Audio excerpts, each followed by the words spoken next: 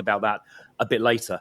So what are we going to do about this? That's the question. So if we set out the problem, we all know the problem, and Paul's probably going to talk a bit more about it as well from the co-op's point of view. But what are we going to do about it? And what I've tasked the police with doing, starting off at a meeting we had about 3 or 4 weeks ago, which you were at, weren't you? With particularly with Amanda Blakeman, who's the Chief Constable of North Wales and is the NPCC National Lead for Business Crime, is I've asked for an urgent plan, which I want to receive in the next approximately 3 weeks, to essentially institute a new zero tolerance approach to retail crime.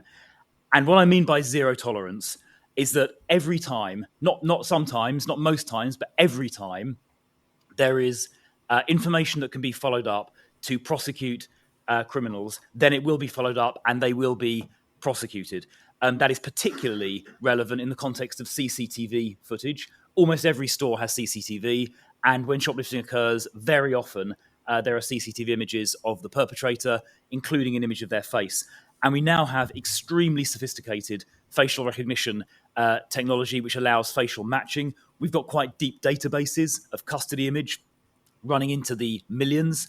We can also search things like the passport database as well. It's on a separate IT system, but the passport database, for example, is searchable. And the algorithm which matches crime scene images against the facial database we hold, various databases, is so accurate that even where the image is blurred or fuzzy, even where the face is partially obscured, it's possible to get matches. And Mark Rowley, the Met Commissioner, showed me just a couple of weeks ago examples of crime scene images the Met had recovered.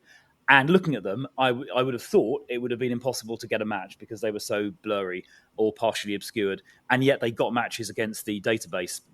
And if they do that, always recover that CCTV footage, always run it through the facial recognition database, then I think we can catch a large number of criminals who are doing this.